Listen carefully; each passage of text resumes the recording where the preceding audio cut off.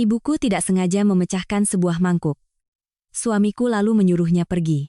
Aku pun segera mengambil uang bekal pernikahan sebesar 10 miliar rupiah dan mengembalikannya ke rumah orang tuaku, membuat seluruh keluarga suamiku tertegun saat mereka terancam kehilangan tempat tinggal.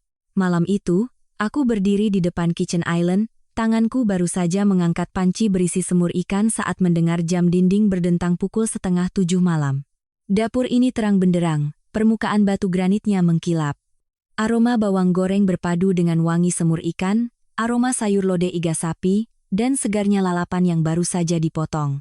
Aku sudah menyiapkan makan malam ini sejak siang, bukan karena ada acara selamatan, tetapi karena suamiku bilang malam ini ada tamu penting yang akan mampir makan malam, jadi semuanya harus sempurna untuk menjaga nama baik keluarga. Aku sudah terbiasa dengan dua kata itu sejak menikah dengannya, menjaga gengsi. Suamiku bernama Baskara.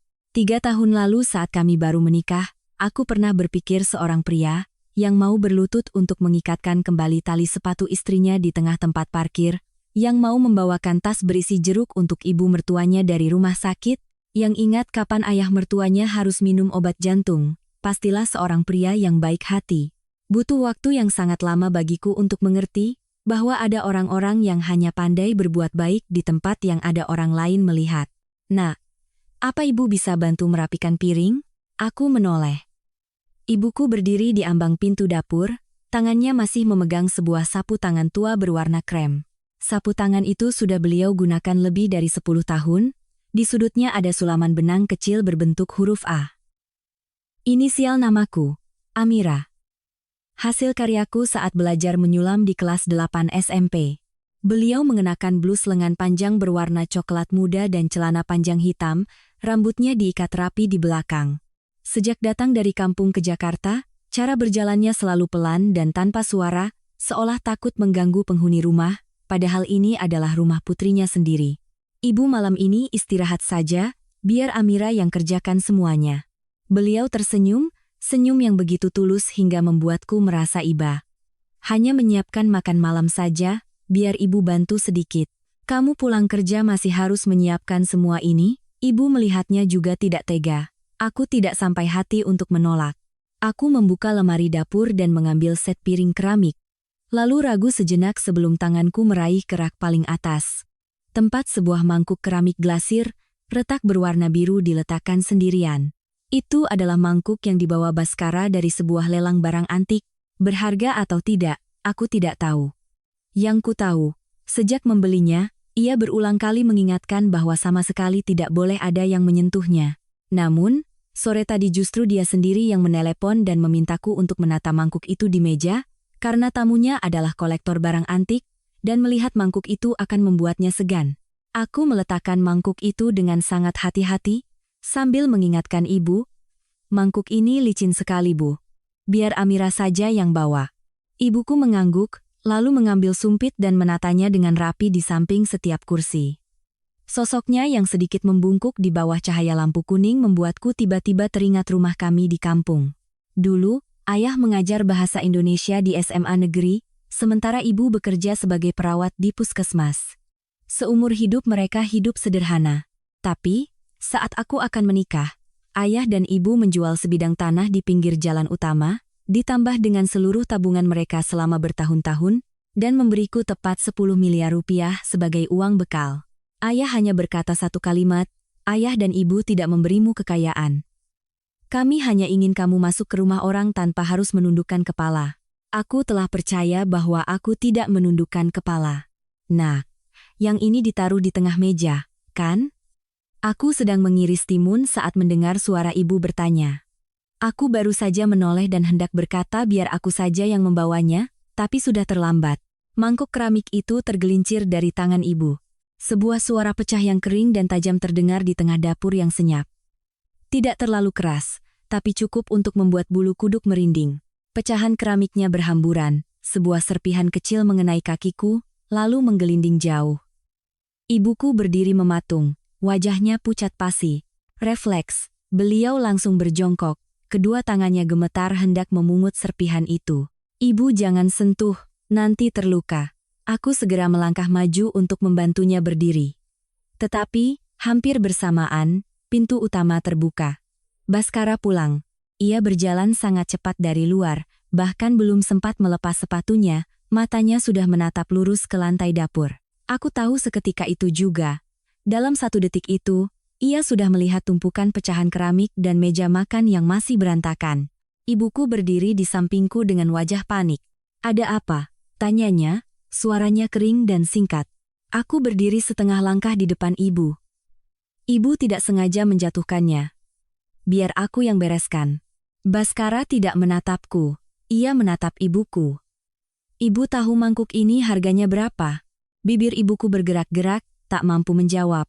Aku juga tidak ingin tahu berapa harganya. Bagiku, makan malam ini seharusnya lebih berharga daripada sebuah mangkuk. "Bas, itu hanya benda mati." Aku mencoba menenangkan suaraku. "Ibu tidak sengaja." Ia tertawa sinis. "Hanya benda mati? Kamu tahu aku harus menunggu hampir setengah tahun untuk bisa membelinya? Apa ada satupun barang di rumah ini yang kamu hargai, Mir?" Aku belum sempat menjawab saat ibu mertuaku masuk dari ruang keluarga. Beliau bersandar di pintu, matanya menyapu dari tumpukan pecahan ke wajah ibuku, lalu menghela napas dengan gaya orang yang memandang rendah. "Orang tua, kalau tangan dan kakinya sudah tidak kuat, jangan menyentuh barang-barang mahal. Memangnya ini di kampung, mau melakukan apa saja sesuka hati?" Telingaku terasa panas mendengarnya. Rumah ini tidak punya asisten rumah tangga. Selama 3 tahun ini, dari urusan pasar, memasak, mencuci, hingga menjamu tamu, semua aku yang urus. Tapi ibu mertuaku selalu berbicara seolah-olah aku hidup menumpang berkat kemurahan hatinya. Ibuku menunduk, suaranya sangat lirih, "Saya minta maaf, saya tidak sengaja." Seorang wanita berusia hampir 60 tahun yang seumur hidupnya merawat ratusan pasien, yang tidak pernah berbicara dengan nada tinggi kepada siapapun, kini harus berdiri di rumah putrinya sendiri dan mengucapkan permintaan maaf dengan gemetar. Hatiku terasa sakit sekali.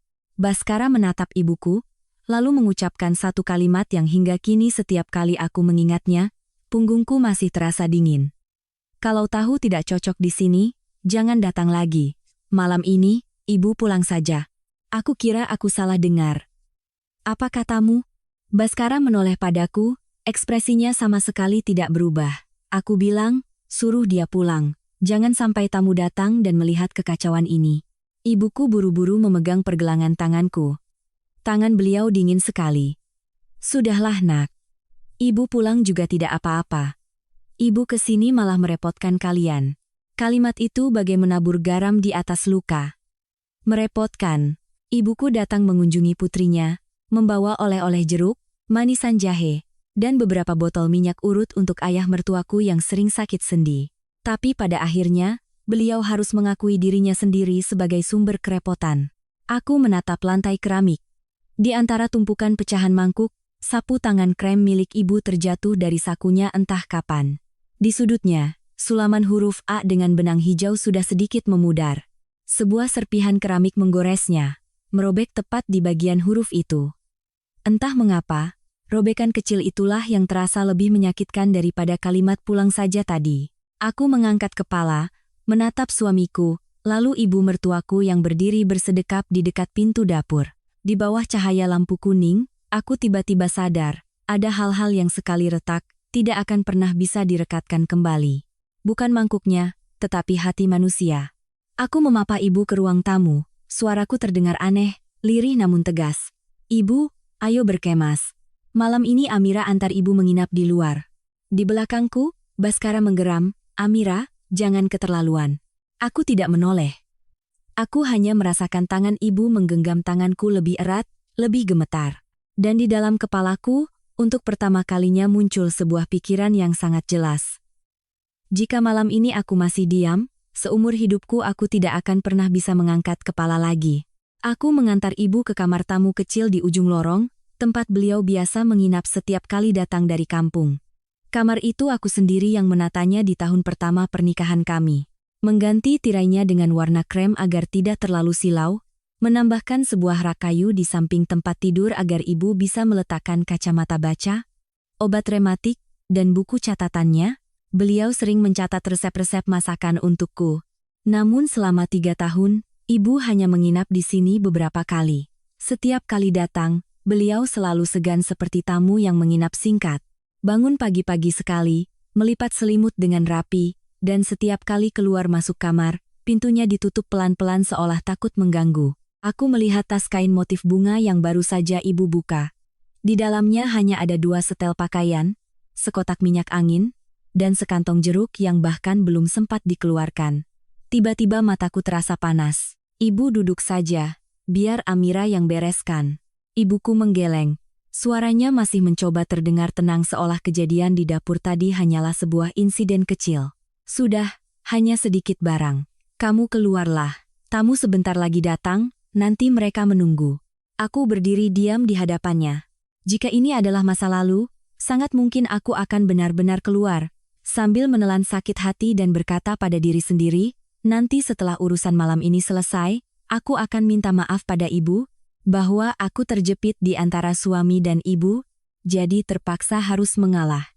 Tapi entah kenapa, hanya karena suara pecahan mangkuk, aku mendadak lelah luar biasa dengan sikap mengalah yang sudah menjadi kebiasaan ini. Mengalah sekali menjadi 2 kali, mengalah 10 kali menjadi seumur hidup.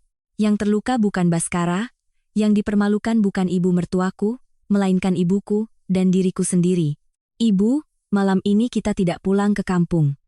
Amira antar ibu ke hotel terdekat untuk istirahat semalam, besok pagi Amira ke sana. Beliau tertegun, lalu menatapku. Di matanya, ada kekhawatiran yang jauh lebih besar daripada rasa sakit hatinya. Nak, jangan dibesar-besarkan. Wanita hidup dengan suami itu, menangnya di kata sabar. Ibu bisa pulang sendiri. Nanti ibu naik ojek ke terminal, masih ada bus terakhir. Tidak bisa, kataku pelan namun tegas. Sudah malam, ibu pergi sendiri mana bisa Amira tenang. Ibu menghela napas. Beliau duduk di tepi tempat tidur, kedua tangannya mengusap lututnya, sebuah kebiasaan setiap kali memikirkan sesuatu yang sulit diucapkan. Dulu sebelum kamu menikah, ayah dan ibu paling takut kamu hidup susah. Makanya waktu membahas pernikahan, pihak mereka minta seserahan seperti apa, adat istiadatnya bagaimana, ayah dan ibu berusaha penuhi semua. Uang 10 miliar itu, kami berikan bukan untuk pamer kekayaan, hanya berharap kamu punya suara di rumah suamimu. Ibu kira dengan uang itu, mereka akan lebih menghargaimu sedikit. Beliau berhenti di situ, menunduk cepat untuk menyembunyikan sudut matanya yang memerah. Aku duduk di sampingnya, menggenggam tangannya yang sudah menonjolkan urat-urat biru. Bu, Amira minta maaf. Kenapa kamu yang minta maaf? Beliau terkejut, karena Amira. Suaraku terdengar serak. Amira kira sudah memilih orang yang tepat. Amira kira dia berbakti, punya rasa tanggung jawab. Waktu ayah sakit, dia datang ke rumah sakit mengurus ini itu. Dia bahkan ingat bunga kesukaan ibu. Amira pernah berpikir hidup Amira sangat beruntung. Ternyata semua yang Amira lihat hanyalah apa yang dia ingin Amira lihat. Ibu terdiam cukup lama, lalu mengelus rambutku seperti saat aku masih kecil. Putriku, di dunia ini, salah menilai orang itu bukan dosa. Yang paling buruk adalah ketika sudah sadar, tapi masih terus membohongi diri sendiri. Kalimat itu tepat mengenai titik yang selama setahun ini coba ku hindari. Bukan berarti aku tidak melihat Baskara berubah, aku melihatnya. Aku melihat saat makan malam, ia hanya sibuk dengan ponselnya, membiarkanku berbicara sendiri. Aku melihat setiap kali orang tuaku datang, ia hanya menyapa sekadarnya lalu mencari alasan untuk pergi keluar. Aku melihat ibu mertuaku mulai menganggap rumah ini miliknya, dan aku hanyalah orang yang bertugas di dapur. Aku melihat semuanya, tapi aku terus berpegang pada kenangan lama untuk menenangkan diri, bahwa pria manapun pasti punya masa-masa penuh tekanan, bahwa suami istri hidup bersama harus saling memaklumi. Ternyata, ada hal-hal yang semakin dimaklumi, semakin menjadi-jadi. Dari ruang tamu, aku mendengar suara TV dinyalakan lebih keras, lalu suara ibu mertuaku memanggil. Amira, di mana kamu? Bereskan mejanya. Tamu sudah mau sampai. Aku berdiri. Aku tahu aku harus keluar, bukan untuk membereskan meja, tapi untuk memperjelas semuanya. Ibu pun ikut berdiri. Mungkin takut aku tidak akan sanggup menghadapinya sendirian. Aku menoleh dan berkata, Ibu duduk saja di sini, biar Amira yang keluar. Tapi beliau tetap berjalan diam-diam di belakangku, Langkahnya ringan seolah takut injakannya akan membuat seseorang tidak nyaman. Baskara sedang duduk di meja makan. Di hadapannya ada secangkir teh panas yang baru saja kuseduh setengah jam lalu. Ibu mertuaku duduk di seberangnya, memegang remote, matanya masih menatap layar TV. Pemandangan itu begitu tenang hingga terasa tidak masuk akal, seolah-olah yang baru saja diusir bukan ibuku, seolah-olah mangkuk itu lebih penting daripada harga diri seorang manusia. Aku berhenti di tengah ruang makan. Malam ini tidak ada tamu, kan? Baskara mengangkat kepala, tampak tidak menduga aku akan bertanya selugas itu. Ia mengerutkan kening. Maksudmu apa? Maksudku, dari awal memang tidak ada tamu. Kamu hanya ingin semuanya terlihat indah, dan kalau ada yang tidak sesuai keinginanmu, kamu bisa melimpahkannya pada orang lain. Aku menatap lurus ke matanya. Kalau memang ada tamu, jam segini mereka pasti sudah datang. Ibu mertuaku memberengut. Cara bicaramu pada suami seperti itu, Amira? Aku menoleh padanya. Ma, aku sedang berbicara baik-baik.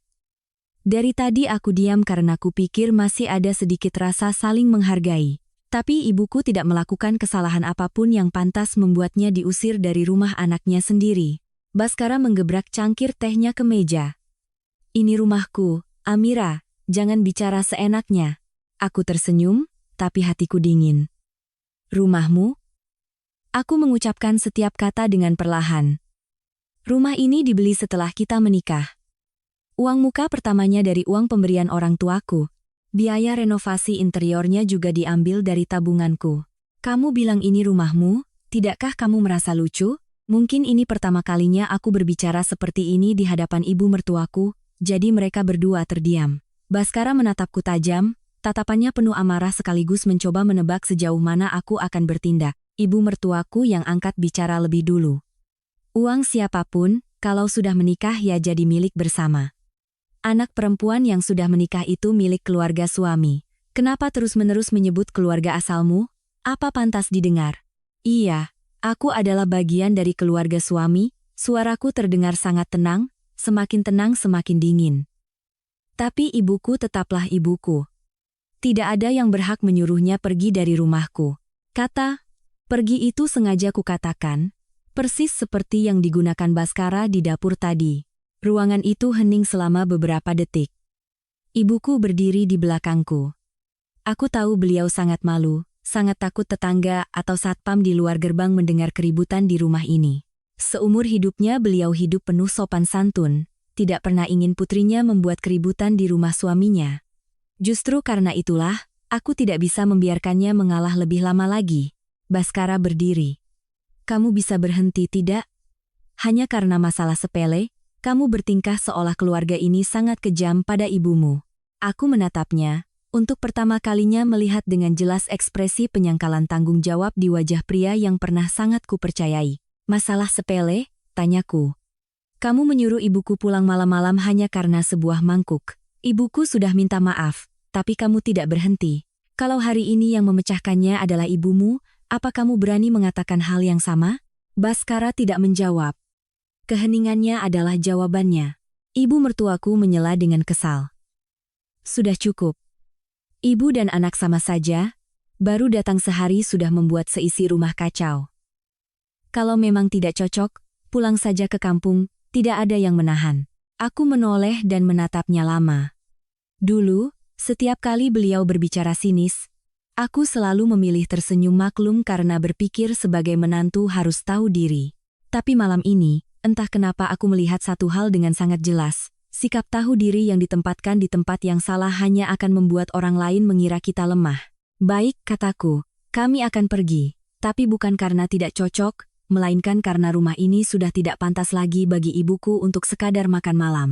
Wajah Baskara mengeras, ia berjalan cepat ke arahku. Amira, coba ulangi katamu. Aku tidak mundur. Aku sudah bicara cukup. Malam ini aku akan mengantar ibu keluar. Urusan kita bicarakan besok pagi. Ia menatapku dengan geram. Aku tahu betapa marahnya dia, tapi anehnya aku tidak lagi merasa takut seperti biasanya. Mungkin karena bagian diriku yang paling terluka sudah mencapai dasarnya. Setelah mencapai dasar, orang akan tumbang, atau bangkit berdiri. Aku mendengar suara ibuku yang sangat lirih di belakangku. "Nak," aku menoleh dan menggenggam tangannya. Tangan itu masih dingin, tapi sudah tidak terlalu gemetar. Aku mengambil tas kain motif bunga milik ibu. Saat melewati meja makan yang masih menebarkan aroma masakan, semur ikan masih hangat, sayur lodeh masih wangi, sebuah hidangan lengkap seperti keluarga lain, hanya saja minus satu hal yang paling berharga, hati nurani. Saat aku sampai di pintu, Baskara memanggil dengan keras. "Amira, kalau kamu melangkah keluar dari pintu ini, jangan menyesal." Aku berhenti sejenak, tanpa menoleh. Orang yang seharusnya takut menyesal bukanlah aku. Aku membuka pintu. Angin malam berhembus masuk, membawa hawa dingin awal musim kemarau dan suara kendaraan dari jalanan. Ibuku berjalan di sampingku, langkahnya pelan tapi punggungnya lebih tegak dari sebelumnya. Aku tahu, sejak detik ini, sebuah pintu lain dalam hidupku juga baru saja tertutup. Tidak dengan suara keras, tidak dengan reruntuhan, tapi cukup untuk membuatku sadar bahwa besok pagi saat aku bangun, aku tidak akan bisa hidup seperti dulu lagi. Setelah keluar dari gerbang kompleks, barulah aku sadar malam sudah benar-benar larut. Deretan lampu jalan membentang panjang, cahayanya yang kuning memantul di aspal yang sedikit basah oleh embun. Kendaraan yang lalu lalang tidak seramai siang hari, tapi cukup untuk menciptakan aliran yang konstan. Aku menggenggam tangan ibu, menuruni anak tangga dengan perlahan. Satpam di pos jaga menatap kami dengan sedikit ragu, seolah ingin bertanya sesuatu tapi kemudian mengurungkannya. Mungkin mereka sudah terbiasa melihat penghuni rumah ini keluar masuk, hanya saja malam ini ada yang berbeda, tapi tidak ada yang berani ikut campur. "Ibu kedinginan?" tanyaku. "Tidak apa-apa," ibu menggeleng. "Jangan khawatirkan ibu. Kamu baik-baik saja?" Aku tersenyum tipis, tapi aku sendiri tidak yakin senyum itu untuk menenangkan ibu atau menenangkan diriku sendiri. Amira baik-baik saja. Sebenarnya, hatiku sama sekali tidak baik-baik saja. Bukan karena aku takut, tapi karena setelah melangkah keluar dari pintu itu, aku tahu aku tidak punya jalan untuk kembali seperti dulu lagi. Hari-hari sebelumnya, seburuk apapun perasaanku, aku masih bisa menenangkan diri bahwa semuanya akan baik-baik saja. Tapi sejak malam ini, semuanya menjadi jelas, begitu jelas, hingga tidak bisa ditutup-tutupi lagi. Aku memesan taksi online. Sambil menunggu, kami berdua berdiri berdekatan di tepi jalan.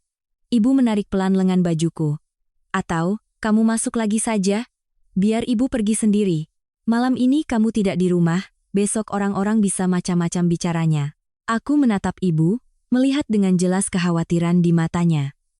Seumur hidupnya beliau hidup memikirkan apa kata orang, takut merepotkan, takut mendapat nama buruk. Bahkan saat diusir dari rumah putrinya sendiri, hal pertama yang beliau pikirkan adalah nama baik putrinya. "Amira tidak akan masuk lagi," kataku. "Ibu kemana?" "Amira ikut ke sana." Mobil pesanan datang.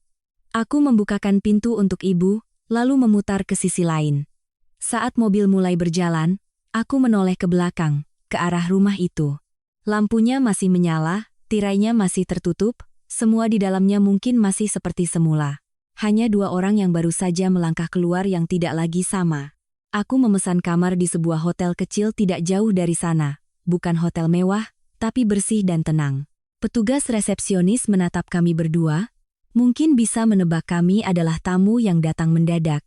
Tapi ia tetap memproses semuanya dengan cepat tanpa banyak bertanya. Aku mengantar ibu ke kamar, membuka pintu, dan menyalakan lampu. Kamar itu rapi, dengan dua tempat tidur single dan sebuah meja kecil di dekat jendela bertirai abu-abu muda. "Ibu istirahat, ya." Aku meletakkan tas ibu di atas tempat tidur. "Amira siapkan air hangat untuk ibu cuci muka." Ibu duduk di tepi ranjang, memandang berkeliling sejenak, lalu menghela napas lega seolah sebagian bebannya terangkat. "Di sini juga nyaman, setidaknya tidak perlu melihat wajah siapa-siapa." Kalimat itu terdengar ringan, tapi aku tahu ada berapa banyak kepedihan di dalamnya. Aku masuk ke kamar mandi, menyalakan air, dan mengambilkan handuk untuk ibu. Ketika aku kembali, aku melihatnya duduk dengan punggung tegak, kedua tangan di atas paha, tatapannya kosong. Aku memberikan handuk itu, lalu duduk di hadapannya. "Ibu." "Ibu marah sama Amira?" Ibu mengangkat kepala, terkejut. "Kenapa ibu harus marah?" Karena Amira membiarkan ibu mengalami hal seperti ini, kataku pelan. Kalau saja Amira lebih tegas dari awal, mungkin tidak akan ada kejadian malam ini. Ibu menggeleng, suaranya melembut. Nak, hidup ini tidak selalu bisa kita lihat dengan jelas dari awal. Kadang kita harus melewati jalan yang sangat panjang, sampai tersandung, baru kita mengerti. Yang penting adalah, setelah kamu mengerti, pilihan apa yang kamu ambil. Aku terdiam. Aku mengerti maksud ibu, tapi pilihan manapun tidaklah mudah. Bertahan berarti terus mengalah, terus menerima. Pergi berarti harus menghadapi begitu banyak hal. Omongan orang, pekerjaan, harta, dan keluarga kedua belah pihak. Setiap jalan punya harganya masing-masing. Ibu tanya satu hal, kata ibu perlahan. Kalau malam ini kamu kembali masuk seolah tidak terjadi apa-apa, apa kamu bisa hidup seperti dulu lagi?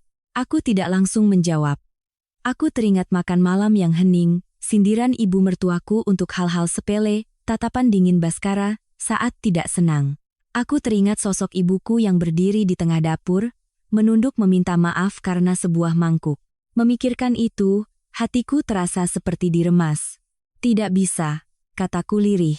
Kalau begitu, kamu sudah punya jawabannya, ibu mengangguk. Hidup sambil menelan kepahitan setiap hari. Suatu saat nanti kamu tidak akan menjadi dirimu sendiri lagi.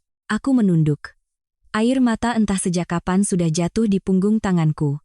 Aku tidak menangis terseduh-seduh, hanya membiarkannya mengalir dalam diam sebagai cara untuk melepaskan semua yang sudah terlalu lama terpendam. Malam itu, kami tidur di ranjang terpisah. Aku mematikan lampu tapi tidak bisa tidur. Suara AC yang berhembus teratur, suara kendaraan dari jalanan yang terdengar sayup-sayup. Ibuku beberapa kali mengubah posisi, lalu diam. Aku tahu beliau juga belum tidur. Aku membuka ponsel lalu mematikannya lagi. Ada beberapa panggilan tak terjawab dari Baskara, tapi aku tidak menelepon balik. Aku tidak ingin bicara saat kami berdua masih sama-sama emosi. Kata-kata yang diucapkan saat ini hanya akan memperburuk keadaan. Aku berbaring menatap langit-langit kamar, pikiranku berkecamuk. Sejak menikah, aku selalu berusaha menjaga keluarga ini tetap damai. Aku pikir, jika aku mengalah sedikit, semua orang akan lebih nyaman. Aku pikir, selama aku menjalankan peranku dengan baik, orang lain akan melihatnya. Tapi ternyata, ada orang-orang yang semakin melihat kita mengalah, semakin menganggapnya sebagai hal yang wajar. Menjelang pagi, barulah aku bisa tidur sejenak. Keesokan paginya, aku bangun lebih dulu dari ibu. Aku turun ke bawah, membeli 2 porsi sarapan, dan membawanya ke atas. Saat aku kembali ke kamar, ibu sudah bangun dan sedang melipat pakaiannya. Ibu makan dulu, aku meletakkan makanan di atas meja. Ibu menatapku sejenak, lalu bertanya, hari ini rencanamu bagaimana? Aku menarik napas dalam-dalam. Amira akan pulang untuk bicara baik-baik dengan Baskara. Ibu mengangguk, tidak bertanya lebih lanjut. Beliau mengerti, ada hal-hal yang harus dihadapi putrinya sendirian. Lakukan apa yang menurutmu benar, katanya. Ibu tidak takut hidup susah. Ibu hanya takut kamu menderita, tapi tidak berani melangkah keluar. Aku makan seadanya, lalu berganti pakaian. Sebelum pergi, aku memeluk ibu. Beliau menepuk punggungku pelan, tepukan yang sangat kukenal sejak aku kecil, setiap kali aku menghadapi kesulitan. Pergilah, nak, katanya. Ibu tunggu di sini. Aku turun dan memesan taksi untuk kembali ke rumah kemarin. Saat mobil berhenti di depan gerbang, aku menarik napas dalam-dalam sekali lagi, lalu turun. Gerbangnya masih sama, deretan tanaman di halaman depan masih hijau, semuanya tidak berubah. Tapi aku tahu, orang yang melangkah masuk hari ini sudah berbeda. Aku membuka pintu dan masuk. Di ruang tamu, Baskara sedang duduk di sofa. Di hadapannya ada secangkir kopi yang sudah setengah diminum. Ia menatapku, tatapannya tidak lagi semarah semalam, melainkan dingin dan sulit ditebak. Kamu sudah pulang? Katanya. Aku mengangguk, kita perlu bicara. Ia bersandar di sofa, melipat tangannya. Kamu mau bicara apa? Aku berdiri di hadapannya, menjaga suaraku tetap tenang. Semalam kamu sudah melewati batas. Baskara menyeringai. Aku hanya mengatakan yang sebenarnya. Yang sebenarnya? Aku mengulang. Yang sebenarnya adalah kamu mengusir ibu mertuamu dari rumah karena sebuah mangkuk. Yang sebenarnya adalah, kamu tidak menghormati wanita yang telah melahirkan istrimu. Jika itu adalah kebenaran yang ingin kamu pegang, berarti kita tidak sejalan. Ia menatapku, matanya menajam. Jadi, kamu mau apa? Aku tidak menghindar. Aku ingin kamu meminta maaf pada ibuku. Ruangan itu hening. Baskara tertawa pelan seolah aku baru saja mengatakan sesuatu yang sangat konyol. Tidak mungkin, katanya. Aku mengangguk, tidak terkejut. Kalau begitu, tidak ada lagi yang perlu dibicarakan. Ia mengerutkan kening. Maksudmu? Aku menatap lurus ke matanya. Aku akan pindah keluar untuk sementara waktu. Kita butuh waktu untuk berpikir. Baskara melompat berdiri. Amira, kamu sudah keterlaluan. Semalam kamu yang keterlaluan, balasku. Hari ini aku hanya berhenti di tempat yang seharusnya. Kami saling tatap, tidak ada yang bicara lagi. Aku tahu ini barulah permulaan. Di depan sana masih banyak hal yang harus diselesaikan, tapi setidaknya aku sudah mengambil langkah pertama. Aku berbalik menuju kamarku, bersiap untuk mengemasi barang-barang. Aku masuk ke kamar tidur, ruangan yang selama 3 tahun ini kuanggap sebagai tempat teraman bagiku. Lemari pakaian masih sedikit terbuka, gaun yang kupakai kemarin masih tergantung di gantungan, aroma parfum yang kukenal masih tertinggal di udara. Semuanya masih sama, hanya perasaan di hatiku yang tidak lagi sama. Aku membuka lemari dan menarik sebuah koper. Koper abu-abu ini adalah barang yang kubawa saat pertama kali datang sebagai menantu. Waktu itu, ibu dengan telaten memasukkan kantong-kantong berisi obat, jarum dan benang, sambil berpesan macam-macam, seolah aku akan pergi sangat jauh. Aku tidak pernah berpikir suatu hari nanti akan menarik koper ini keluar untuk meninggalkan rumahku sendiri. Aku melipat pakaian satu persatu, tidak terburu-buru, juga tidak ragu-ragu. Kemeja kerja, pakaian rumah, barang-barang kecil seperti sapu tangan, alat rias, semuanya kutata dengan rapi. Aku tidak membawa banyak, hanya memilih yang penting-penting saja, sisanya kubiarkan. Bukan karena sayang, tapi karena aku tahu, aku belum akan pergi selamanya. Aku hanya berhenti sejenak untuk melihat semuanya lebih jelas. Di luar, aku mendengar langkah kaki Baskara mondar-mandir di ruang tamu. Ia tidak masuk ke kamar, tapi juga tidak pergi dari rumah. Mungkin ia sedang menungguku berubah pikiran, atau setidaknya melunak seperti biasanya. Tapi kali ini, aku sendiri merasakan perbedaannya. Aku tidak lagi ingin mengalah karena kebiasaan. Aku menarik resleting koper. Suaranya terdengar sangat jelas di kamar yang sunyi. Tepat saat itu, pintu kamar terbuka. Baskara berdiri di ambang pintu, menatap ke dalam. Kamu benar-benar melakukannya? Tanyanya. Aku menoleh menatapnya. Aku sudah bilang. Ia melangkah masuk, berdiri dengan jarak yang cukup, tidak terlalu dekat, tapi juga tidak terasa asing. Hanya karena kejadian semalam? Bukan hanya karena semalam, jawabku, tapi karena semua yang sudah menumpuk selama ini. Baskara terdiam sejenak, lalu menghela napas. Aku akui, semalam aku emosi. Tapi kamu juga harus mengerti, mangkuk itu bukan mangkuk biasa. Aku menatapnya, merasakan ada sesuatu di hatiku yang baru saja jatuh, sangat pelan tapi sangat jelas. Ia masih membicarakan mangkuk itu. Karena itu memang faktanya, katanya. Suaranya mulai terdengar sedikit kesal. Kamu tidak bisa memaksaku untuk bersikap seolah tidak terjadi apa-apa. Aku tidak memaksamu bersikap seolah tidak terjadi apa-apa, kataku perlahan. Aku hanya ingin kamu tahu, apa yang lebih penting. Baskara mengerutkan kening. Kamu membesar-besarkan masalah. Bagimu ini masalah kecil, aku mengangguk. Tapi bagiku, ini adalah caramu memperlakukan ibuku. Kamar itu kembali sunyi. Aku melihat sebersit keraguan di mata Baskara, tapi itu berlalu sangat cepat, seperti riak kecil yang ia padamkan sendiri. Aku tidak bermaksud menghina, katanya dengan suara lebih rendah. Aku hanya tidak suka orang lain merusak barangku. Orang lain? Aku mengulang. Itu ibuku. Baskara tidak berkata apa-apa lagi. Aku mengerti, baginya, batasan itu tidak pernah jelas. Ibuku adalah kerabatku, tapi dalam pikirannya, beliau tetaplah orang lain. Aku menarik koper menuju pintu. Saat melewatinya, aku berhenti sejenak. Aku tidak butuh kamu menjadi sempurna, kataku. Aku hanya butuh kamu menghormati orang-orang yang penting bagiku. Kalau itu saja tidak bisa kamu lakukan, aku bertahan di sini juga tidak ada artinya. Baskara memalingkan wajah, tidak menatapku. Terserah kamu. Dua kata itu terdengar ringan, tapi membuat hatiku dingin. 3 tahun pernikahan pada akhirnya terangkum dalam satu kalimat. Terserah kamu. Aku membawa koperku keluar. Ibu mertuaku sedang duduk di ruang tamu.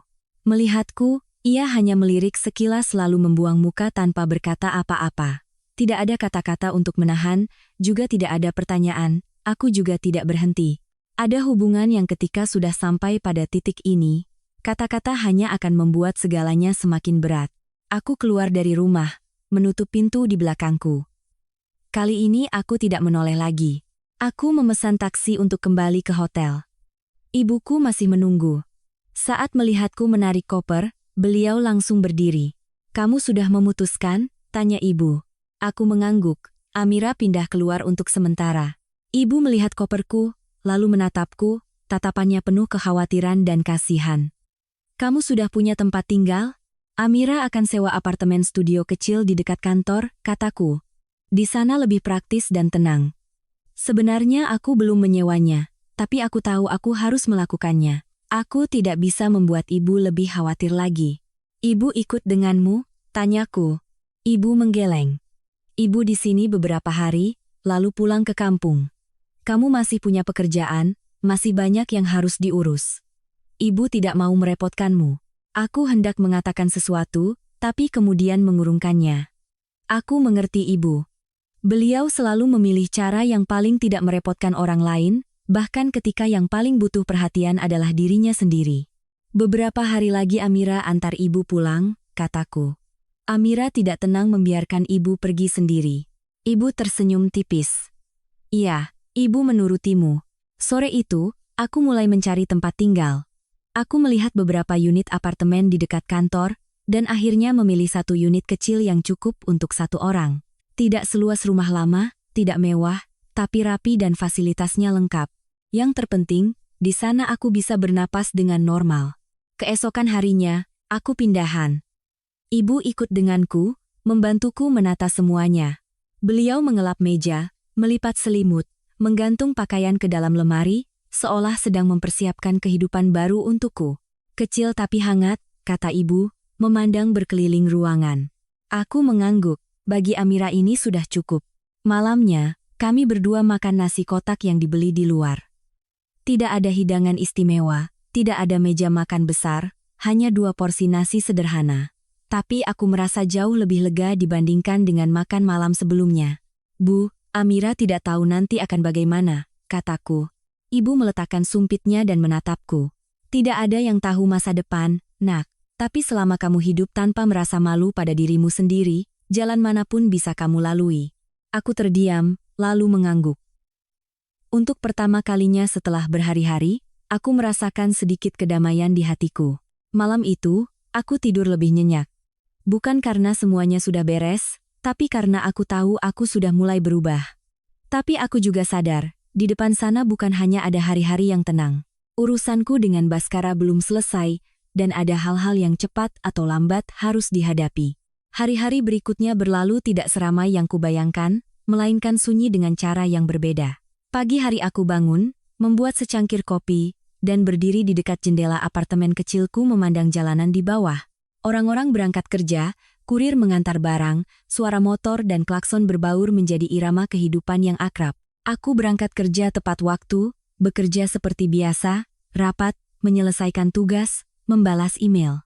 Dari luar, tidak ada yang menyadari hidupku baru saja mengalami perubahan besar, tapi di dalam, segalanya tidak lagi sama.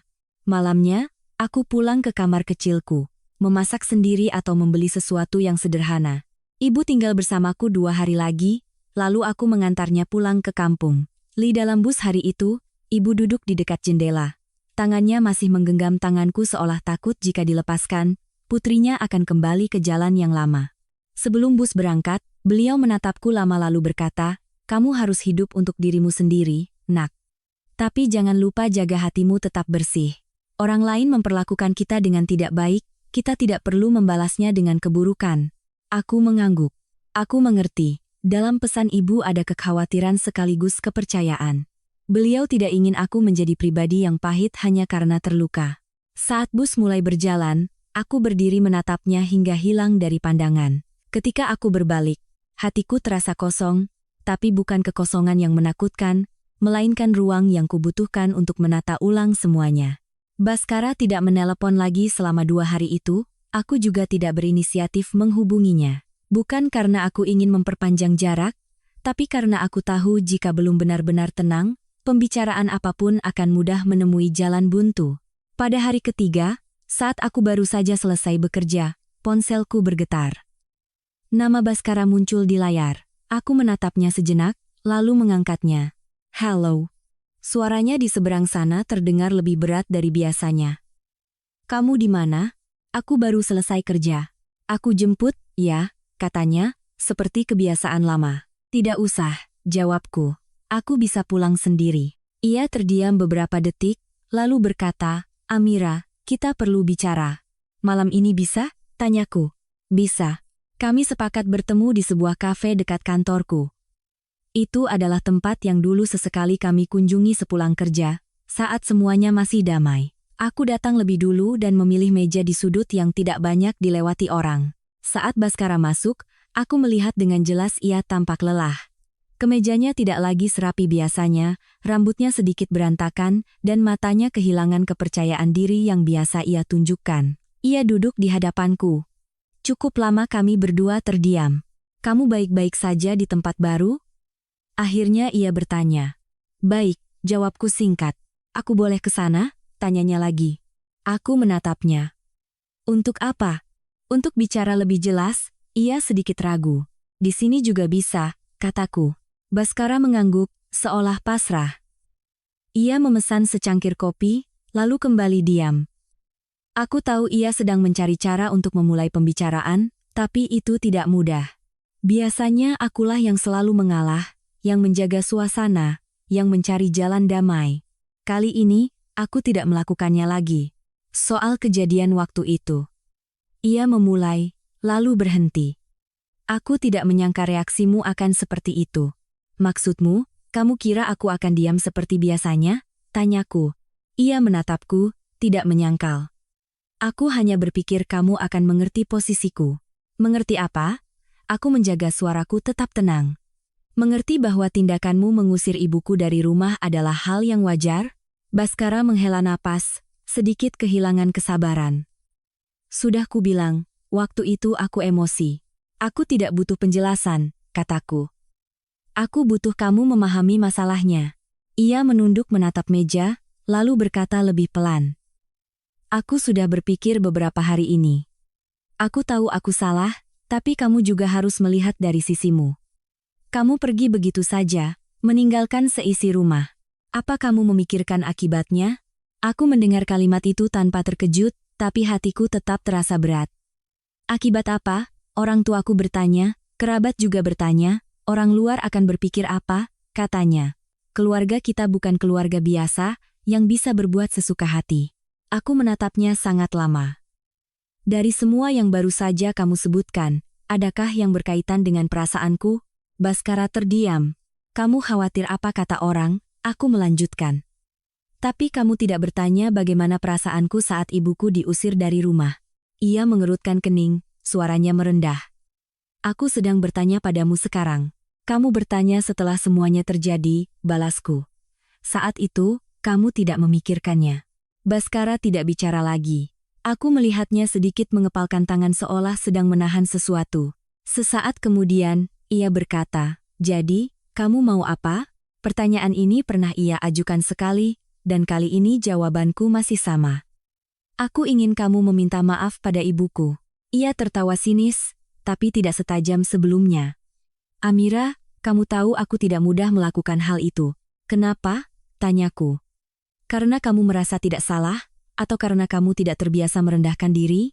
Ia tidak langsung menjawab. Sesaat kemudian ia berkata, "Aku belum pernah harus meminta maaf pada siapapun seperti itu." "Kalau begitu, belajarlah," kataku. "Karena kalau kamu tidak belajar, kamu akan kehilangan lebih banyak hal daripada sekadar sebuah permintaan maaf." Baskara menatapku. Untuk pertama kalinya, ada keraguan yang jelas di matanya.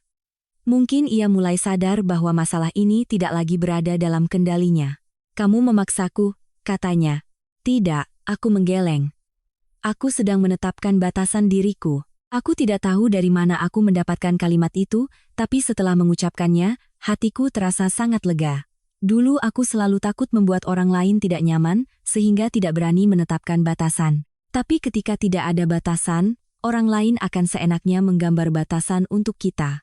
Baskara terdiam sangat lama. Kopi di hadapannya sudah dingin, ia tidak meminumnya lagi. Beri aku waktu, akhirnya ia berkata. Aku tidak butuh jawabanmu sekarang, balasku. Tapi aku juga tidak akan menunggu selamanya.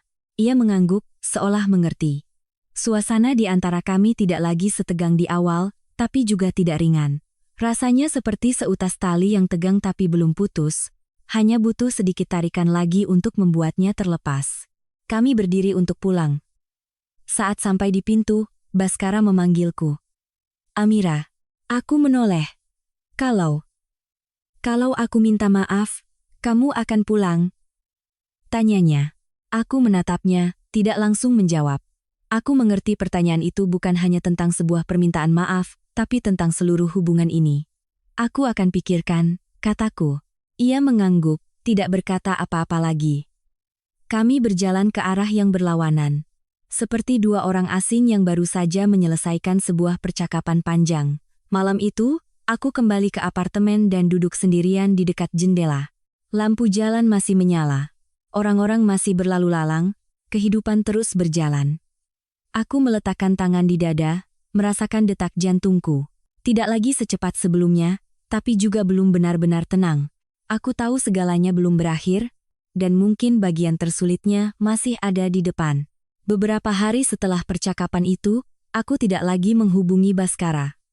Bukan karena marah, tapi karena aku ingin menjaga pikiranku tetap jernih, agar tidak terbawa oleh emosi lama. Pagi tetap berangkat kerja, malam tetap kembali ke apartemen kecil, memasak sendiri atau makan seadanya lalu duduk sendirian. Kadang aku membuka ponsel, melihat daftar kontak, berhenti di nama Baskara selama beberapa detik, lalu mematikan layar. Ada kebiasaan-kebiasaan yang tidak mudah dihilangkan, tapi aku sadar jika tidak melepaskan diri, aku akan kembali ke lingkaran yang sama. Di kantor, semuanya berjalan normal. Rekan-rekan hanya tahu aku pindah, tidak ada yang bertanya lebih dalam. Aku juga tidak menceritakan hal semacam ini. Menceritakannya tidak membuat beban lebih ringan, kadang malah membuat pendengar salah paham. Aku hanya fokus pada pekerjaan, bekerja lebih giat sebagai cara agar pikiranku tidak kosong dan memikirkan hal-hal yang tidak perlu. Suatu sore, saat aku sedang memeriksa laporan, ponselku bergetar. Bukan Baskara, melainkan ibu mertuaku. Aku menatap layar sejenak. Dulu, setiap kali beliau menelepon, aku akan langsung mengangkatnya dengan suara yang selalu lembut. Tapi kali ini, aku membiarkan deringnya berbunyi beberapa kali sebelum menjawab. Halo, Ma, ada apa? Suaranya di seberang sana tidak lagi setajam biasanya, tapi masih membawa nada khas orang yang lebih terbiasa memberi perintah daripada bertanya. Amira, malam ini pulanglah. Aku duduk sedikit lebih tegak. Ada urusan apa ya, Ma? Pulang saja, nanti dibicarakan, jawabnya singkat. Mama tidak biasa bicara lewat telepon. Aku terdiam beberapa detik, lalu berkata, Amira sedang di luar, Ma. Kalau ada urusan penting, Mama bisa sampaikan sekarang saja. Beliau sedikit ragu, lalu suaranya menjadi lebih kaku. Kamu masih menganggap ini rumahmu atau tidak, sampai bertanya seperti itu? Pertanyaan itu, jika dilontarkan di masa lalu, pasti akan membuatku merasa bersalah. Tapi saat ini, aku hanya merasakannya sebagai cara untuk menekan yang sudah biasa ia lakukan. Masih, Ma, jawabku. Tapi Amira juga perlu tahu Amira pulang untuk apa. Di seberang sana hening sejenak, lalu beliau berkata, malam ini ada Pak Dehardi dan Bude Ratna datang. Keluarga semua, kamu pulang biar lengkap. Aku mendengarnya dan merasa sedikit geli. Keluarga, orang-orang yang dalam setahun hanya kutemui beberapa kali. Setiap kali bertemu hanya diisi dengan basa-basi, tapi kini dijadikan alasan agar aku harus pulang. Amira tidak bisa, Ma, kataku. Masih ada pekerjaan. Pekerjaan apa yang lebih penting dari keluarga? Suaranya mulai meninggi. Aku menarik napas ringan. Ma, urusan Amira dan Mas Bas belum selesai. Amira pulang sekarang juga tidak akan menyelesaikan apa-apa. Beliau menghela napas keras. Kamu ini bertingkah seolah rumah ini punya salah besar padamu. Kejadian waktu itu Mama juga sudah bilang, hanya salah paham. Salah paham? Aku mengulang, menjaga suaraku tetap tenang. Apa Mama benar-benar berpikir itu hanya salah paham? Beliau tidak menjawab langsung. Orang tua, kadang bicaranya tidak dipikirkan. Kamu sebagai menantu harusnya bisa memaklumi. Aku mendengar kalimat itu, begitu akrab hingga hampir hafal. Tapi kali ini aku tidak lagi ingin mengangguk setuju. Amira bisa memaklumi hal-hal kecil, kataku. Tapi urusan yang menyangkut ibuku, Amira tidak bisa menganggapnya tidak ada. Di ujung telepon hening, aku tahu beliau tidak terbiasa dibantah seperti ini. Sesaat kemudian, beliau berkata lebih pelan. Jadi maumu bagaimana? Amira sudah sampaikan pada Mas Bas, jawabku. Cukup dia meminta maaf pada ibuku. Hanya itu, tanyanya, suaranya terdengar sedikit heran. Iya, beliau menghela napas. Laki-laki punya harga dirinya sendiri. Kamu memaksanya melakukan itu, sulit baginya. Amira tidak memaksa, kataku. Amira hanya menjelaskan apa yang Amira butuhkan. Beliau terdiam lagi, lalu berkata, baiklah, biar Mama bicara lagi dengannya. Tapi malam ini kamu tetap harus pulang. Amira izin tidak pulang, Ma, jawabku. Kalau semuanya sudah jelas, Amira akan pulang. Setelah mengatakannya, aku menunggu beberapa detik, lalu menutup telepon. Tanganku sedikit gemetar, bukan karena takut, tapi karena aku baru saja melakukan sesuatu yang sebelumnya tidak pernah berani kulakukan, menolak dengan tegas. Malam itu, aku pulang ke apartemen dan memasak makan malam sederhana. Saat sedang makan, telepon berdering lagi. Kali ini Baskara. Aku menatap layar, lalu mengangkatnya. Hello, kamu baru saja bicara dengan Mama? Tanya Baskara. Iya, kamu bicara selugas itu? Suaranya terdengar sedikit kesal. Aku hanya mengatakan apa yang sudah kukatakan padamu, balasku. Ia terdiam sejenak. Mama tidak terbiasa dengan cara seperti itu. Aku juga tidak terbiasa diremehkan, kataku. Baskara menghela napas. Amira, kamu sedang membuat segalanya semakin tegang. Atau aku sedang membuat segalanya semakin jelas? Tanyaku balik. Ia tidak menjawab. Aku mendengar suaranya bergerak, seolah sedang mondar-mandir. Aku sudah bilang padamu, aku butuh waktu, katanya. Aku sedang memberimu waktu, balasku. Tapi aku tidak bisa berpura-pura seolah tidak terjadi apa-apa. Baskara terdiam. Aku tahu ia sedang ditempatkan di posisi yang tidak biasa ia hadapi, harus memilih. Amira, katanya. Iya?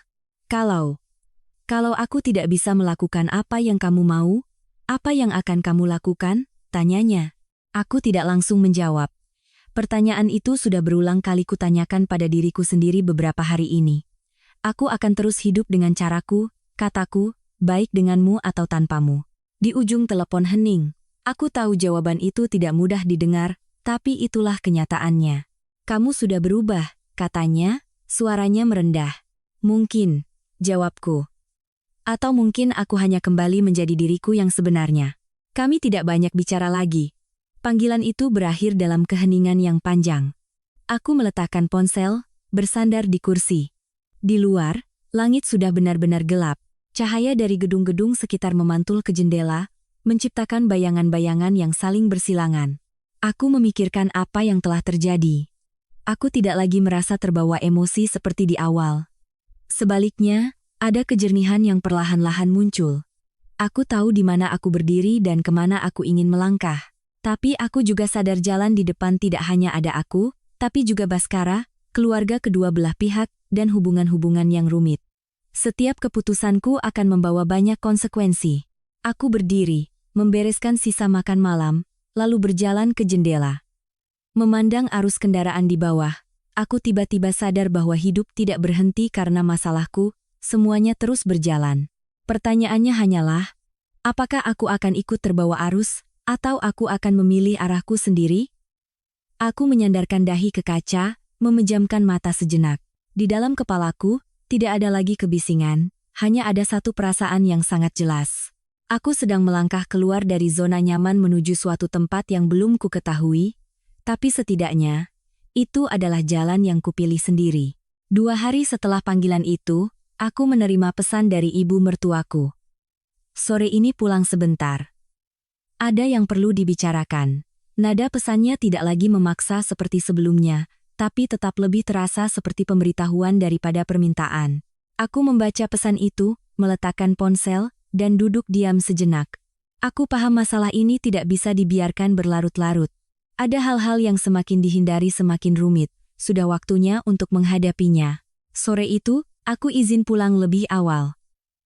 Dalam perjalanan pulang, aku tidak merasa gugup seperti sebelumnya, juga tidak ada perasaan berat.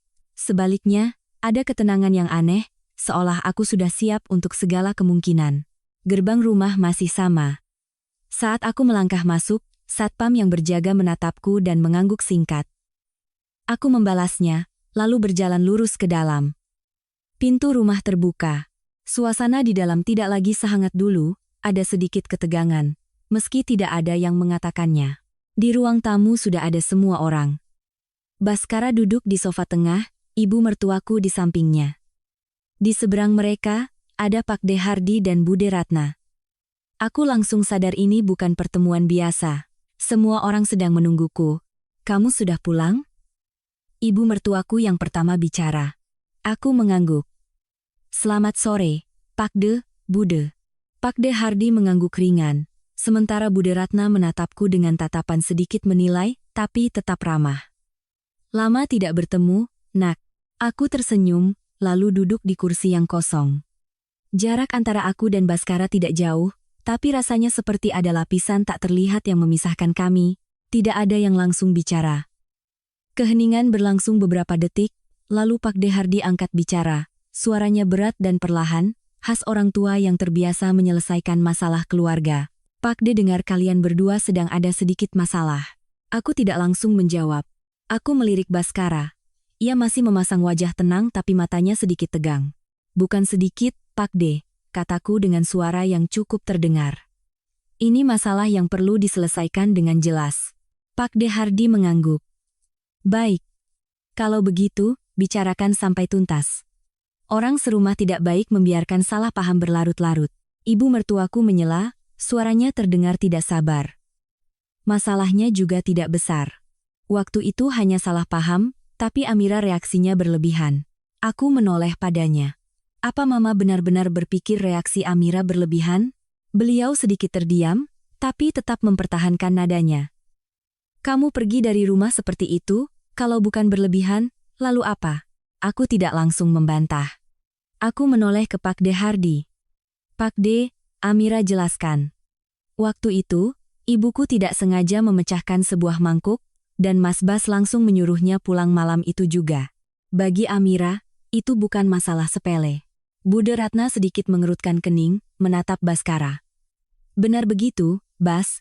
Baskara menghela napas ringan. Waktu itu Bas emosi, jadi, memang ada bicara seperti itu. Aku tidak menambahkan apa-apa, hanya membiarkan fakta berbicara. Pak De Hardi menatap Baskara, tatapannya lebih serius. Kamu bicara begitu tidak pantas, nak. Baskara tidak bereaksi, hanya diam. Aku melihatnya ditempatkan di posisi yang tidak nyaman. Tapi kali ini aku tidak lagi merasa iba seperti dulu. Ibu mertuaku buru-buru menimpali, dia juga sudah sadar salah. Tapi Amira ini terus membesar-besarkan masalah.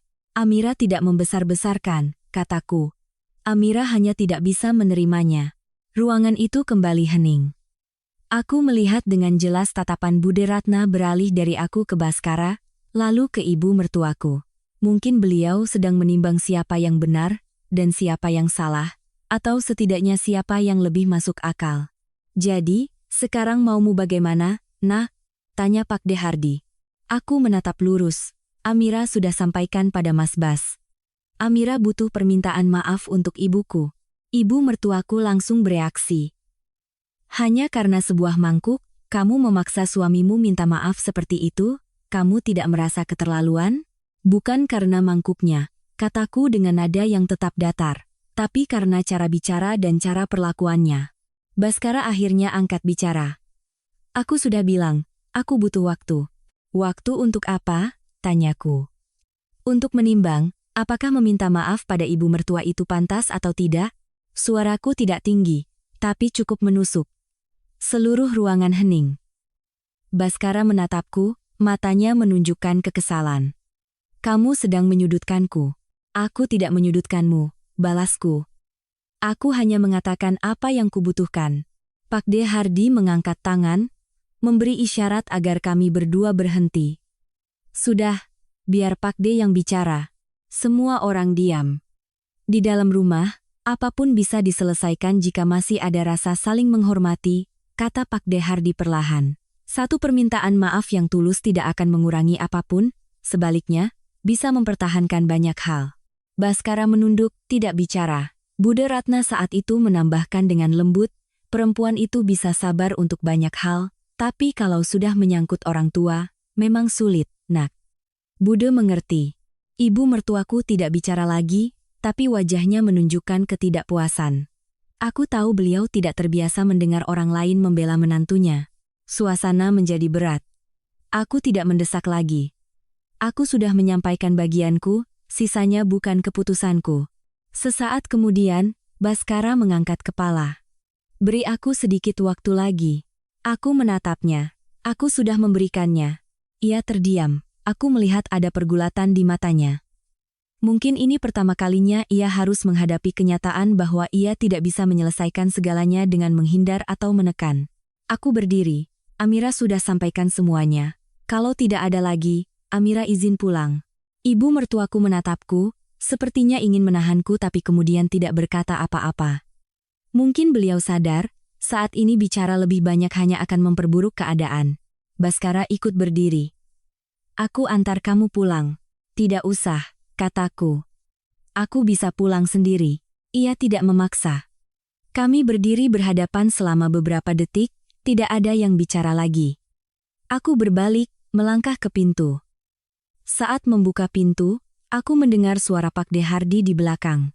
Masalah ini, kamu harus pikirkan baik-baik, nak. Aku tidak menoleh. Aku tahu kalimat itu bukan untukku. Keluar dari rumah, aku menarik napas dalam-dalam. Udara di luar lebih sejuk, lebih nyaman. Aku tidak merasa lega sepenuhnya, tapi juga tidak seberat sebelumnya. Setidaknya, semuanya sudah dibicarakan secara terbuka. Malam itu, aku kembali ke apartemen dan duduk sendirian. Aku memikirkan pertemuan tadi. Aku tidak tahu apa yang akan diputuskan Baskara, tapi aku tahu aku telah melakukan hal yang benar untuk diriku sendiri. Ponsel di atas meja tetap diam. Aku tidak menunggu, tapi juga tidak menghindar. Sebuah pintu telah terbuka, melangkah maju atau berhenti, kini tidak lagi hanya bergantung padaku seorang. 3 hari setelah pertemuan di rumah, hidupku masih berjalan dengan ritme yang sama. Pagi berangkat kerja, sore pulang ke apartemen kecil, memasak sendiri, membereskan sendiri. Semuanya rapi, sederhana, tidak ada yang mengintervensi, tidak ada yang menghakimi. Kadang-kadang aku duduk sendirian memandangi ruangan, dan tiba-tiba menyadari bahwa kesunyian yang dulu kuanggap sebagai kesepian, kini kurasakan sebagai sebuah ketenangan. Baskara tidak menghubungiku selama 3 hari itu. Aku juga tidak mengirim pesan atau menelepon. Bukan aku sedang menunggu, tapi aku mengerti. Jika ada sesuatu yang perlu dikatakan, ia harus melangkah sendiri. Pada hari keempat, saat aku baru saja selesai bekerja, ponselku bergetar. Bukan pesan, melainkan panggilan video dari ibu. Aku sedikit terkejut, tapi tetap menjawabnya.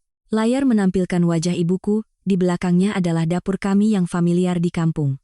Cahaya lampu kuning, kompor gas yang lama, panci aluminium di atasnya, semuanya begitu akrab. Kamu sudah makan, nak? Tanya ibu.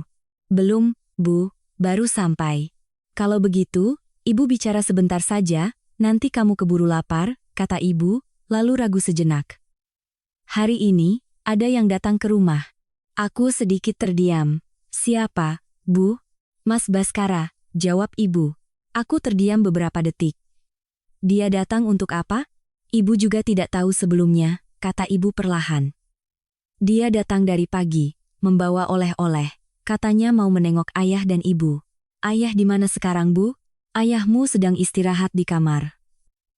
Tadi pagi beliau ke kebun, kecapekan, jadi istirahat sebentar, jawab ibu. Aku menarik napas ringan. Lalu, dia bilang apa? Ibu tidak langsung menjawab. Beliau mengarahkan kamera sedikit keluar. Aku bisa melihat sebagian ruang tamu, meja kayu tua, set kursi yang sudah usang, dan Baskara sedang duduk di sana. Ia mengenakan kemeja putih, tangan diletakkan di atas lutut, punggungnya tegak. Ia tidak lagi terlihat percaya diri seperti biasanya. Di hadapannya ada segelas teh yang disuguhkan ibuku, masih utuh. Biar ibu panggil dia bicara denganmu, kata ibu. Tunggu, Bu, aku buru-buru mencegah. Biar saja di situ. Amira mau tanya ibu dulu. Ibu mengarahkan kamera kembali ke wajahnya. Iya, nak, tanyalah. Dia sudah di sana berapa lama? Tanyaku. Dari hampir siang tadi, jawab ibu. Duduk di situ dari tadi. Bicara sedikit dengan ibu, menanyakan kabar ayahmu, lalu tidak banyak bicara lagi. Apa dia menyinggung kejadian waktu itu? Ibu mengangguk. Ada. Katanya. Dia datang untuk meminta maaf. Aku mendengarnya dan tidak berkata apa-apa. Bukan karena terkejut, tapi karena di dalam hatiku ada banyak perasaan yang campur aduk. Sebagian merasa lega, sebagian lagi masih waspada. Menurut ibu bagaimana? Tanyaku. Ibu menatapku, tatapannya melembut. Ibu tidak butuh kata-kata manis darinya, nak. Ibu hanya butuh dia mengerti. Dan ibu lihat, dia sepertinya sedang berusaha. Aku terdiam. Aku tahu ibu bukan orang yang mudah diyakinkan dengan kata-kata. Jika beliau berkata begitu, berarti beliau merasakan sesuatu. Biar Amira bicara dengannya, Bu, kataku. Ibu mengangguk, lalu memanggil. Bas, Amira mau bicara. Baskara mendekat dan mengambil ponsel dari tangan ibu. Saat wajahnya muncul di layar, aku menyadari ia sedikit lebih kurus. Tatapannya tidak lagi tegang, melainkan terlihat lelah. Amira, sapanya. Iya, jawabku. Kami saling menatap melalui layar selama beberapa detik, tidak ada yang langsung bicara. Jarak di antara kami saat ini bukan hanya puluhan kilometer, tapi juga seluruh waktu yang baru saja kami lalui. Aku di rumahmu, katanya. Aku tahu. Ia mengangguk ringan. Aku minta maaf soal waktu itu. Aku tidak memotong. Aku membiarkannya melanjutkan. Aku tidak menyangka semuanya akan sejauh ini, katanya perlahan. Tapi beberapa hari ini aku sudah berpikir. Aku sadar aku salah. Aku menatapnya, tidak terburu-buru percaya tapi juga tidak menyangkal. Aku minta maaf pada ibumu, lanjutnya, suaranya lebih dalam. Bukan karena kamu yang meminta, tapi karena aku merasa aku harus melakukannya. Kalimat itu membuatku lebih memperhatikan. Bukan karena sempurna, tapi karena berbeda dari apa yang pernah ia katakan sebelumnya. Ibuku ada di sana, kataku. Kamu bisa bicara langsung. Baskara mengangguk, lalu menoleh ke arah ibuku yang berdiri di sampingnya. Ia berdiri, tidak lagi duduk. Bu, ia memulai, lalu berhenti sejenak seolah memilih kata. Saya minta maaf, Bu. Waktu itu saya mengucapkan kata-kata yang tidak pantas. Seharusnya saya tidak begitu. Ibuku berdiri diam menatapnya, tidak langsung merespons. Saya tahu kata maaf saja tidak cukup, lanjut Baskara. Tapi saya benar-benar merasa bersalah. Mohon ibu memaafkan saya. Ibuku menghela napas ringan. Ibu tidak marah karena mangkuknya, kata beliau. Ibu hanya sedih dengan caramu bicara. Orang tua, siapapun bisa saja salah. Yang penting adalah bagaimana kamu memandang orang itu. Baskara mengangguk. Saya mengerti, Bu. Ibu menatapnya sejenak lagi, lalu berkata, sudahlah. Yang sudah berlalu biarlah berlalu. Kamu sudah tahu salah. Itu sudah cukup. Aku di sisi lain layar mendengar semuanya, dan hatiku terasa sedikit lebih ringan. Bukan karena semuanya sudah selesai, tapi karena setidaknya langkah pertama telah diambil. Baskara kembali menatapku. Amira, kamu sudah dengar?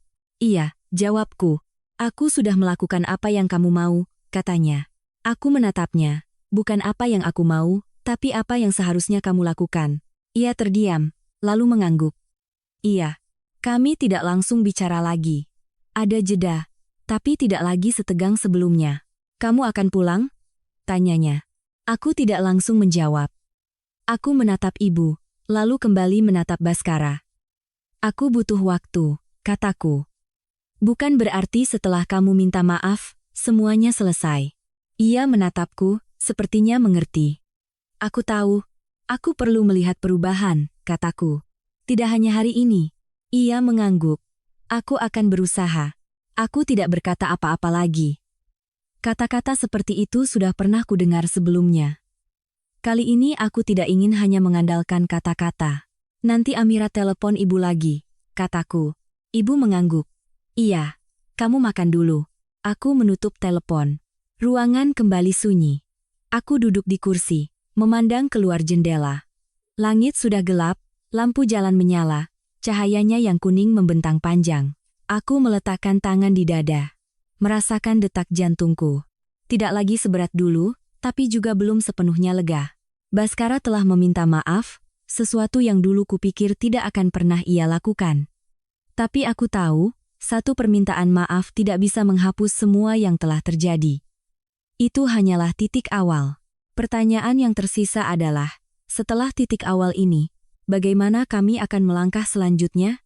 Aku berdiri dan masuk ke dapur untuk menyiapkan makan malam. Hal-hal kecil yang justru membantuku menjaga keseimbangan. Aku tidak terburu-buru mengambil keputusan.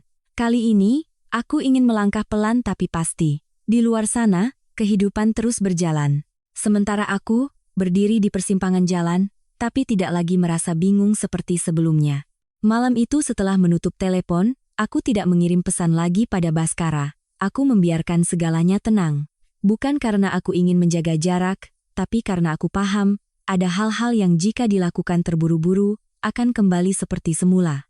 Sebuah permintaan maaf, meskipun penting, hanyalah langkah awal. Yang kubutuhkan bukanlah emosi sesaat, melainkan perubahan yang bisa kulihat seiring waktu. Keesokan paginya, aku bangun lebih pagi dari biasanya. Bukan karena pekerjaan, tapi karena aku ingin pulang ke kampung.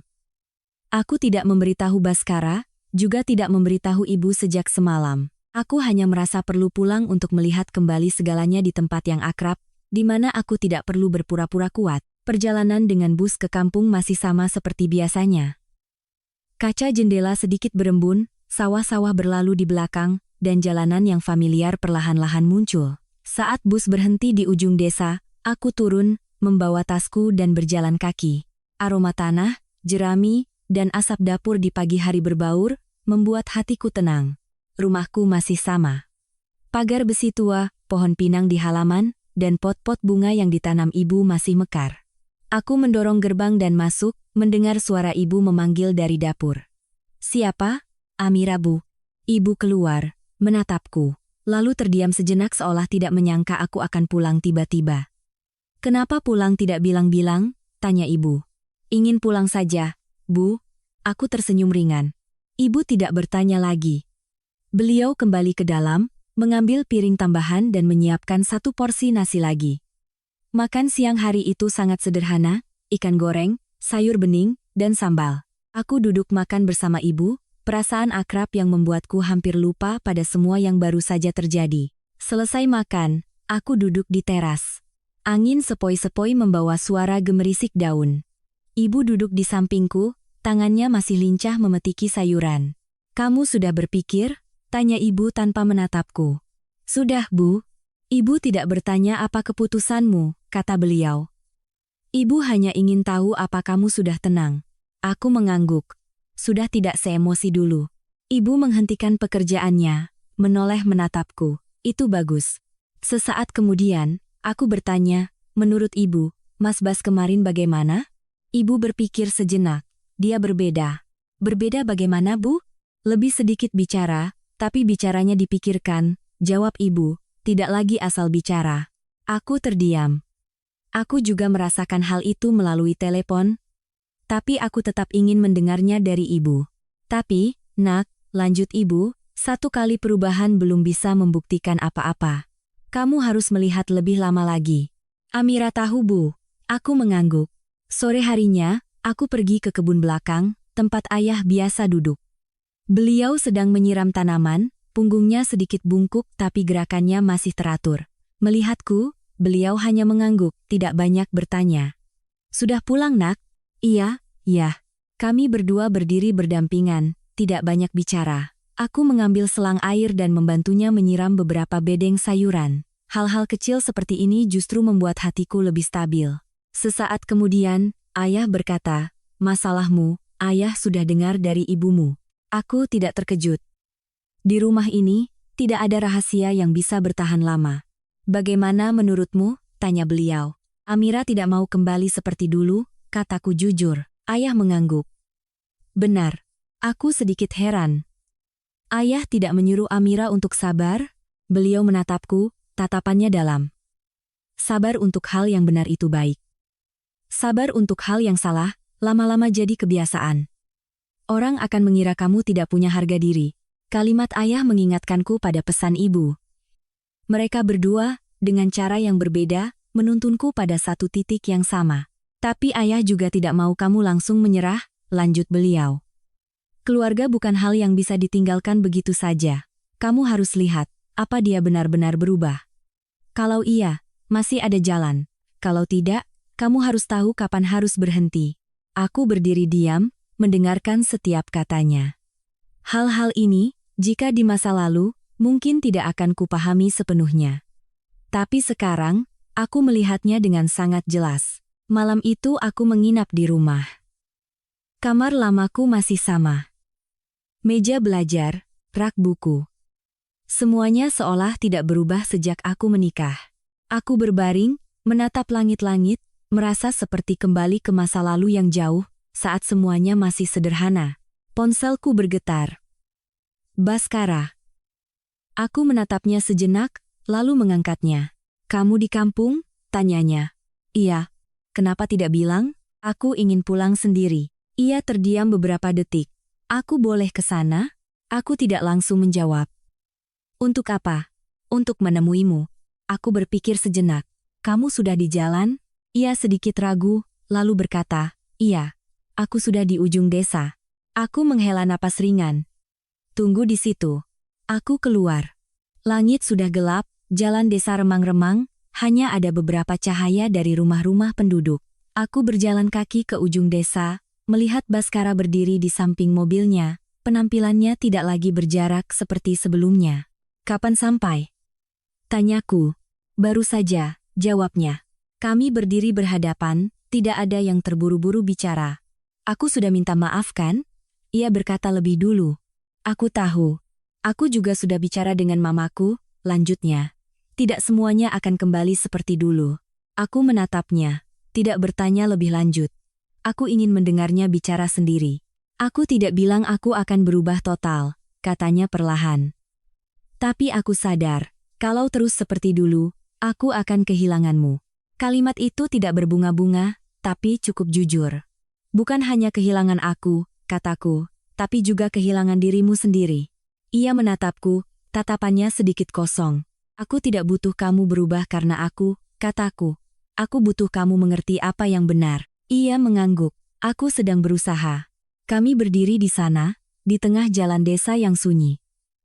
Tidak ada yang menekan, tidak ada yang ikut campur. Hanya kami berdua, setelah menempuh perjalanan panjang, kini berhenti untuk saling melihat lebih jelas. "Aku belum akan pulang sekarang," kataku. "Aku tahu," jawabnya. "Tapi aku juga tidak menutup pintu," lanjutku. Ia mengangguk, seolah sudah mengerti. Angin malam berhembus, membawa aroma khas kampung halaman. Aku menatap Baskara, lalu menatap jalan di depan. Bukan lagi dua arah yang terpisah seperti sebelumnya, tapi sebuah jalan yang masih bisa dipertimbangkan. Malam itu, aku tidak langsung mengajak Baskara ke rumah. Kami hanya berdiri bicara sejenak di ujung desa, lalu aku kembali lebih dulu. Bukan aku ingin menjaga jarak dengan dingin, tapi karena aku paham, jika semuanya terjadi terlalu cepat, kami akan sangat mudah kembali ke kebiasaan lama. Ada hal-hal yang butuh waktu untuk mengendap, untuk dilihat dengan jernih. Keesokan paginya, aku bangun lebih pagi dari biasanya. Suara ayam berkokok, orang-orang pergi ke pasar, dan suara sapu lidi dari tetangga. Semuanya menciptakan ritme akrab yang sudah lama tidak kuperhatikan. Aku pergi ke kebun belakang dan melihat ayah sudah bangun entah sejak kapan, sedang memangkas beberapa pohon jeruk. "Ayah bangun pagi sekali," Tanyaku. Sudah biasa, jawab beliau. Kamu bisa tidur? Bisa, ya. Beliau mengangguk, lalu bertanya lagi. Kemarin sudah bertemu dengannya? Sudah. Bagaimana? Aku berpikir sejenak. Berbeda dari sebelumnya. Ayahku tidak bertanya lagi. Beliau melanjutkan pekerjaannya, seolah membiarkanku bicara jika aku mau. Sesaat kemudian, aku berkata, tapi Amira masih belum percaya sepenuhnya. Benar, beliau mengangguk. Kepercayaan butuh waktu. Aku berdiri di sampingnya, memandangi dahan-dahan yang baru saja dipangkas. Ada dahan yang terlihat masih hijau dan subur, tapi tetap dipotong agar pohon bisa tumbuh ke arah yang benar. Aku tiba-tiba berpikir, mungkin hubungan juga seperti itu. Tidak semua yang dipertahankan itu baik. Ada hal-hal yang harus dilepaskan, agar sisanya bisa tumbuh sehat. Siang harinya, Baskara datang ke rumah. Kali ini ia tidak lagi berdiri di ujung desa, tapi langsung masuk ke gerbang.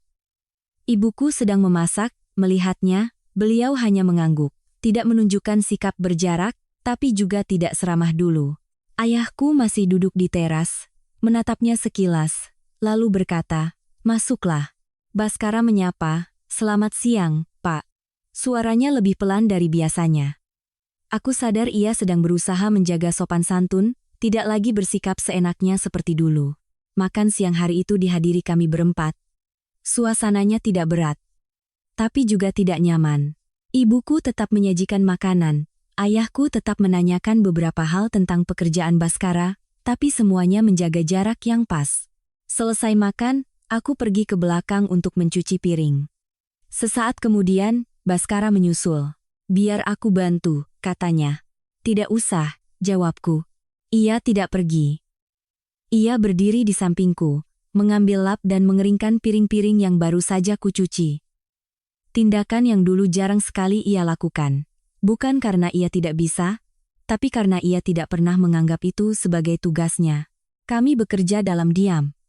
Suara air mengalir, denting piring dan sendok, menciptakan ritme yang teratur. "Kamu di sini sampai kapan?" tanyaku. "Rencananya sore ini pulang," jawabnya. "Masih ada pekerjaan." Aku mengangguk. "Iya." Ia selesai mengelap dan meletakkan lapnya. "Amira." "Iya." "Aku tidak berharap kamu langsung pulang," katanya. "Tapi aku ingin kamu melihat usahaku." Aku menatapnya. Aku melihatnya, tapi aku belum mempercayainya. "Benar?" Ia mengangguk tanpa terlihat kesal. Aku mengerti. Kalimat itu terdengar sederhana, tapi itu adalah sesuatu yang dulu jarang ia lakukan, menerima perasaanku tanpa membantah. Sore itu, Baskara kembali ke kota. Aku berdiri menatapnya pergi. Tidak ada perasaan kehilangan seperti dulu, tapi juga tidak sepenuhnya acuh. Aku tahu, di antara kami sedang ada masa transisi yang tidak jelas, akan menuju kemana. Aku tinggal di kampung 2 hari lagi. Selama itu, aku tidak banyak bicara dengan Baskara. Hanya sesekali ia mengirim pesan menanyakan apakah aku sudah makan. Aku menjawab singkat, tidak dingin tapi juga tidak akrab. Pada hari ketiga, aku kembali ke kota. Saat melangkah masuk ke apartemen kecilku, aku melihat semuanya masih rapi seperti saat kutinggalkan. Tidak ada yang berubah, tapi aku merasa diriku sudah berbeda. Malam itu, Baskara mengirim pesan, "Aku boleh ke sana?" Aku menatap layar sejenak, lalu menjawab, "Iya." Ia datang sekitar 20 menit kemudian. Saat aku membuka pintu, ia berdiri di sana sambil membawa sebuah kantong kecil. "Aku beli beberapa barang," katanya. "Tidak tahu apa kamu butuh." Aku menerima kantong itu, di dalamnya ada beberapa barang sederhana, buah-buahan, susu, dan beberapa bungkus makanan. Bukan sesuatu yang istimewa. Tapi itu adalah hal-hal yang dulu biasa ku beli sendiri. "Terima kasih," kataku. Ia melangkah masuk, memandang berkeliling ruangan. Tempat ini kecil, tapi rapi. "Iya." Kami duduk. Tidak ada jarak yang terlalu jauh, tapi juga tidak sedekat dulu. "Aku sudah bicara dengan mamaku," kata Baskara. "Aku tahu," jawabku. "Tidak mudah," ia mengakui. "Tapi aku tidak mau semuanya kembali seperti dulu." Aku menatapnya. "Kamu bilang begitu," aku dengar. "Tapi aku perlu melihatnya dalam jangka panjang." Ia mengangguk.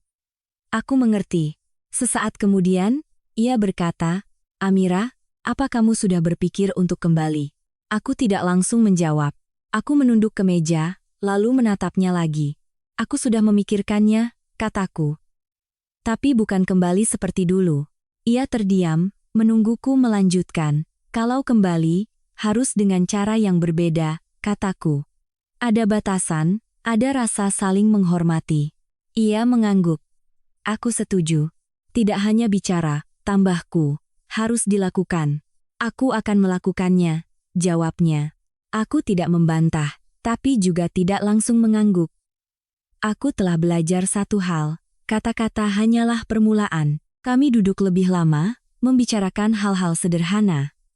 Tidak ada lagi perdebatan, tidak ada ketegangan, tapi juga belum bisa disebut normal. Saat Baskara berdiri untuk pulang, ia berhenti di pintu. Amira. Iya. Terima kasih karena belum menyerah, katanya. Aku menatapnya. Aku tidak menyerah. Aku hanya tidak menerima kesalahan. Ia mengangguk, lalu pergi. Aku menutup pintu, bersandar sejenak. Hatiku tidak lagi kacau seperti dulu, tapi juga belum sepenuhnya tenang. Aku tahu kami berada di titik yang sangat rapuh. Satu langkah yang benar, segalanya bisa membaik. Satu langkah yang salah, semuanya bisa hancur. Aku masuk ke dalam, menata barang-barang yang ia bawa. Hal-hal kecil yang justru membuatku banyak berpikir. Mungkin perubahan bukanlah sesuatu yang terjadi dalam sehari, tapi jika tidak dimulai, ia tidak akan pernah ada. Hari-hari setelah pertemuan itu, aku tidak terburu-buru mengambil keputusan. Semuanya berjalan lebih lambat, seolah aku dan Baskara sedang belajar berjalan kembali dalam sebuah hubungan yang pernah retak. Tidak ada yang membicarakan kepulangan, juga tidak ada yang mengungkit kata-kata kasar di masa lalu. Hanya ada tindakan-tindakan kecil, perubahan-perubahan sunyi yang terjadi sedikit demi sedikit. Baskara tetap menjaga kebiasaan mengirim pesan di malam hari, tapi tidak lagi bertanya mendesak atau mencoba memperpanjang percakapan. Kadang hanya sebuah kalimat, "Hari ini lelah," aku menjawab. Lalu kami berdua berhenti di situ. Tidak ada yang dipaksakan. Suatu pagi di akhir pekan, saat aku sedang membereskan apartemen, bel pintu berbunyi. Aku membukanya dan melihat Baskara berdiri di sana. Tanpa pemberitahuan, tanpa telepon. "Aku kesini, apa tidak mengganggu?" tanyanya. Aku menatapnya sejenak, lalu bergeser ke samping. "Masuklah." Ia masuk, memandang berkeliling ruangan seolah sudah terbiasa, tidak lagi dengan tatapan asing seperti pertama kali. Ia meletakkan sebuah kantong di atas meja. Aku beli sarapan. Aku mengangguk tanpa bertanya lebih lanjut. Kami duduk dan makan bersama. Suasananya tidak tegang, tapi juga tidak terlalu dekat. Seperti dua orang yang sedang belajar kembali untuk berada di sisi satu sama lain. "Ada yang ingin aku sampaikan?" Baskara memulai setelah beberapa saat. Aku menatapnya, menunggu. "Aku sudah mengatur ulang pekerjaanku," katanya. "Mulai sekarang, aku akan pulang lebih awal." Aku tidak langsung bereaksi. "Selain itu," lanjutnya, "aku juga sudah bicara pada Mama. Urusan di dalam rumah, aku yang akan bertanggung jawab. Tidak akan membiarkanmu berada di tengah-tengah lagi." Aku menatapnya, kali ini lebih lama. "Kamu bilang begitu," aku dengar. "Tapi aku tidak butuh janji." "Aku tahu," ia mengangguk. "Aku hanya ingin kamu tahu apa yang sedang kulakukan." Aku tidak berkata apa-apa lagi. Aku mengerti ia sedang mencoba membuktikan dengan tindakan. Tapi aku juga tahu, perubahan sejati harus diuji oleh waktu. Selesai sarapan, Baskara berdiri dan membereskan semuanya. Aku tidak mencegahnya.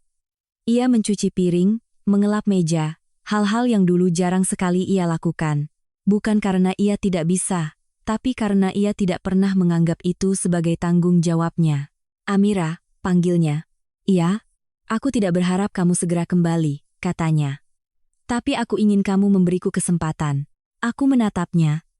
Lalu berkata perlahan, "Aku tidak menahan kesempatan itu. Aku hanya akan melihat sejauh mana kamu bisa melakukannya." Ia mengangguk. "Itu sudah cukup. Kami tidak bicara lagi, tapi dalam keheningan itu, aku merasakan adanya perubahan.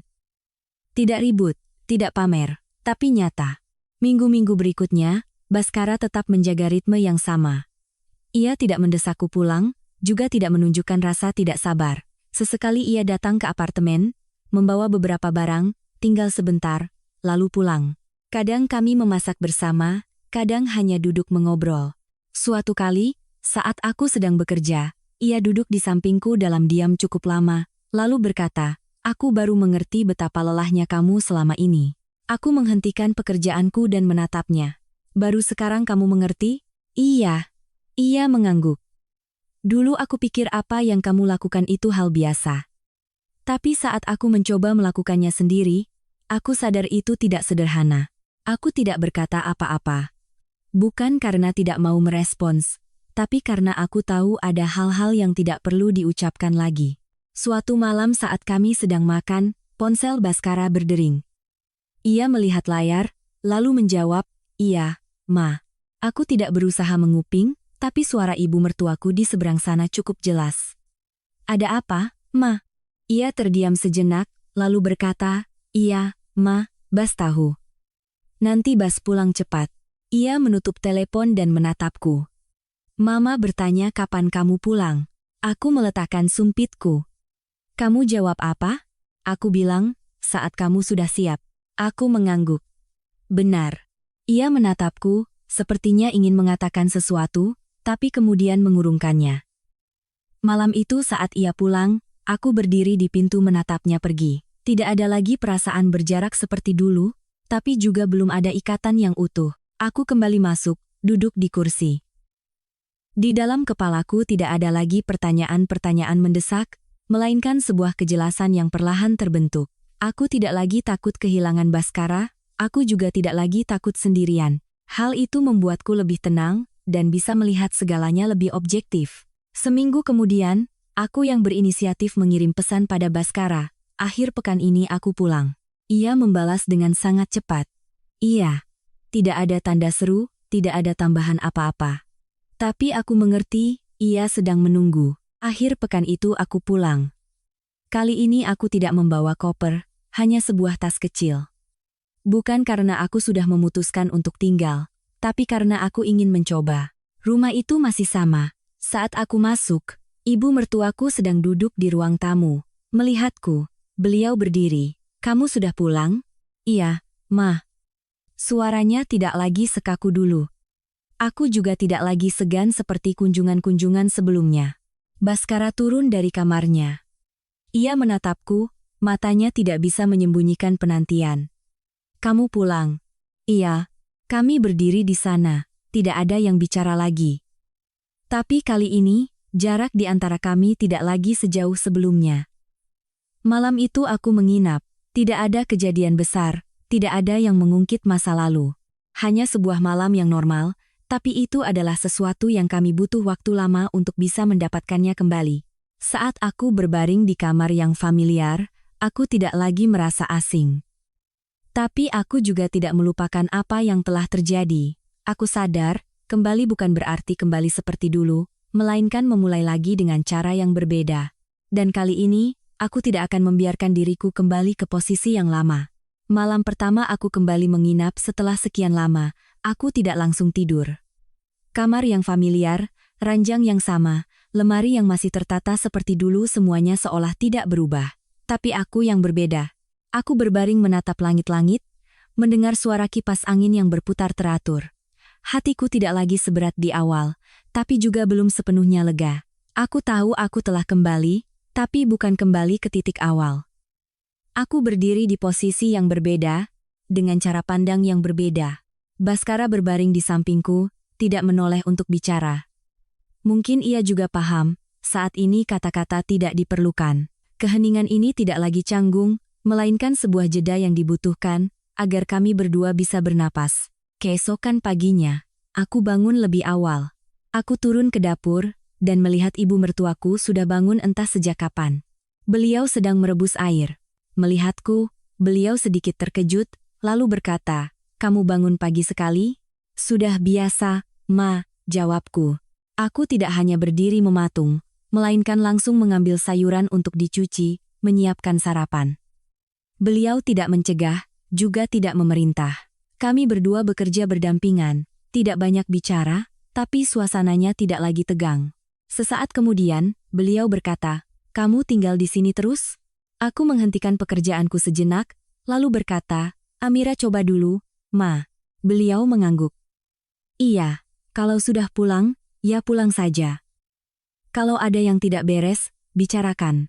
Kalimat itu tidak panjang, tidak emosional, tapi aku mengerti. Bagi beliau itu adalah sebuah perubahan. Baskara turun setelahnya. Ia melihat aku dan ibunya di dapur, tatapannya tampak sedikit lebih ringan. Ia tidak banyak bicara, hanya ikut membantu menata meja. Sarapan hari itu berjalan normal. Tidak ada yang mengungkit masa lalu, tidak ada yang berusaha mencairkan suasana, hanya sebuah sarapan biasa seperti keluarga lainnya. Selesai sarapan, aku naik ke kamar untuk berganti pakaian, bersiap berangkat kerja. Saat aku sedang mengambil tas, Baskara berdiri di pintu. Aku antar, ya, katanya. Tidak usah, jawabku. Aku bisa pergi sendiri. Ia tidak memaksa. Baiklah, kami berjalan keluar bersama. Tidak bergandengan tangan, tidak mesra, tapi juga tidak berjarak. Sampai di gerbang, ia berkata, nanti malam aku pulang cepat. Iya. Hanya itu. Tapi aku mengerti, itu bukan sekadar basa-basi. Hari-hari berikutnya, kehidupan perlahan memasuki ritme yang baru. Tidak ada lagi benturan besar, tapi juga bukan kedamaian yang palsu. Masing-masing dari kami menjadi lebih sadar dalam bertutur kata dan bertindak. Ibu mertuaku tidak lagi melontarkan kalimat-kalimat pedas. Bukan berarti beliau berubah total. Tapi setiap kali hendak mengatakan sesuatu, beliau tampak berhenti sejenak. Aku melihatnya, dan aku menghargainya. Baskara juga berbeda. Ia pulang lebih awal, tidak lagi memakai alasan pekerjaan untuk menghindari urusan rumah. Kadang saat aku memasak, ia datang membantu tanpa kuminta. Suatu kali saat aku sedang beres-beres, ia berkata, Amira, kalau ada yang membuatmu tidak nyaman, langsung katakan padaku. Aku menatapnya. Aku akan bicara. Jangan dipendam, tambahnya. Aku mengangguk, kamu juga. Percakapan seperti itu, jika di masa lalu, mungkin akan menjadi perdebatan. Tapi sekarang, itu menjadi kesepakatan kecil yang jelas. Suatu sore, ibuku datang dari kampung tanpa pemberitahuan. Beliau baru menelepon saat sudah dekat. Aku keluar menjemputnya. Saat kami berdua melangkah masuk ke rumah, aku melirik Baskara. Ia berdiri dan mendekat. Selamat sore, Bu, sapanya. Ibuku mengangguk. Iya, nak. Tidak ada lagi keraguan, juga tidak ada kepura-puraan. Semuanya berjalan lebih alami dari yang kuduga. Makan malam hari itu dihadiri oleh kami semua. Ibuku, ibu mertuaku, aku, dan Baskara. Ia duduk di tengah, tidak lagi menjadi penonton seperti dulu. Ibu mertuaku mengambilkan lauk untuk ibuku. Silakan dimakan, Mbak. Ibuku sedikit terkejut, tapi tetap menerimanya. Iya, terima kasih. Suasananya tidak terlalu akrab, tapi tidak lagi tegang. Aku duduk di sana, memandangi dua wanita yang dulu memiliki jarak yang begitu besar, kini bisa duduk di satu meja tanpa rasa tidak nyaman. Bagiku, itu sudah merupakan sebuah langkah yang sangat besar. Selesai makan, aku berdiri sendirian di balkon. Angin berhembus pelan. Aku mendengar suara obrolan dari dalam, tidak jelas isinya, tapi tidak ada nada tinggi. Baskara keluar dan berdiri di sampingku. Bagaimana menurutmu? Tanyanya. Lebih baik dari yang kubayangkan, kataku. Ia mengangguk. Aku juga. Kami berdiri di sana tanpa bicara lagi, tapi rasanya tidak perlu banyak kata. Sesaat kemudian, aku berkata, Bas. Ya? Aku kembali bukan karena aku lupa, kataku. Tapi karena aku melihat kita bisa melangkah maju. Ia menatapku, tatapannya serius. Aku tahu, tapi jika semuanya kembali seperti dulu, aku berhenti. Maka kamu akan pergi, ia menyelesaikan kalimatku. Aku menatapnya, mengangguk. Benar. Ia tidak membantah. Aku tidak mau kehilanganmu lagi. Kalimat itu, kali ini tidak membuatku terharu seperti dulu, tapi aku merasakan bobotnya. Aku kembali ke dalam. Rumah ini masih sama, tapi tidak lagi terasa menyesakkan. Bukan karena ia berubah total, tapi karena cara kami berada di dalamnya telah berbeda. Malam itu, aku berbaring tanpa lagi gelisah. Bukan karena segalanya telah sempurna, tapi karena aku tahu aku telah memilih jalan dengan kesadaran penuh. Aku bukan lagi orang yang bersabar demi menjaga sebuah keluarga dengan harga berapapun. Aku juga bukan orang yang pergi untuk melindungi egoku. Aku hanyalah seseorang yang tahu apa yang kubutuhkan dan berani mempertahankannya. Kehidupan setelah ini mungkin masih akan ada gesekan. Tapi aku percaya, ketika setiap orang sudah memahami batasan masing-masing, gesekan itu tidak akan lagi menghancurkan hal-hal yang penting. Dan aku juga mengerti satu hal, yang membuat seorang wanita bisa kembali bukanlah karena ia lemah, melainkan karena ia melihat harapan. Sebuah harapan yang dibangun oleh perubahan nyata, bukan oleh janji. Kisahku bukanlah sebuah akhir yang sempurna, tapi sebuah akhir yang cukup untuk melanjutkan. Hadirin sekalian, ada kisah-kisah yang tidak dimulai dari hal-hal besar, melainkan hanya dari sebuah mangkuk pecah. Sebuah momen yang sangat kecil, sangat biasa, namun cukup kuat untuk menyingkap semua yang telah lama terpendam dalam sebuah keluarga. Kisah Amira bukanlah kisah yang langka.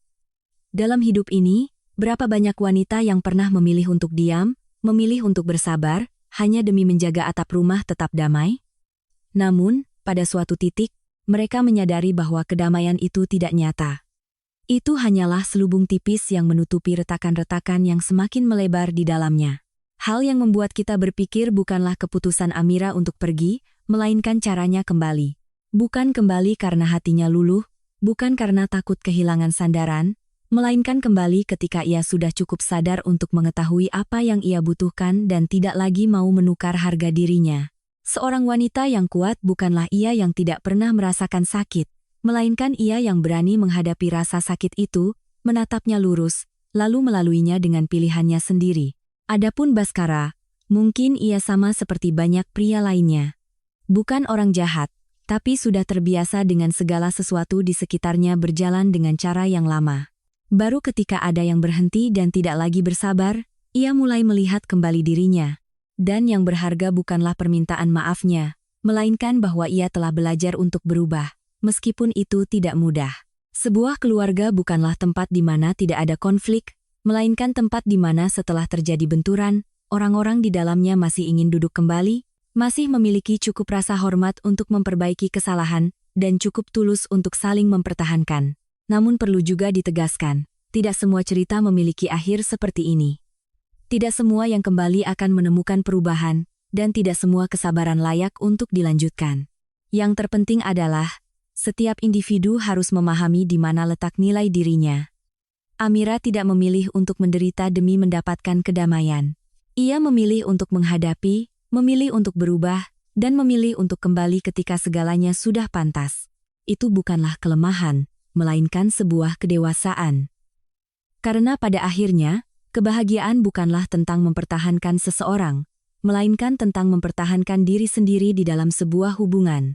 Jika Anda berada dalam situasi seperti Amira, ingatlah satu hal, Anda berhak untuk mencintai, berhak untuk berkorban, tetapi Anda juga berhak untuk dihormati. Dan terkadang, hanya dengan satu langkah mundur di saat yang tepat untuk kemudian melangkah maju dengan lebih kokoh, itu sudah merupakan sebuah pilihan yang sangat berani.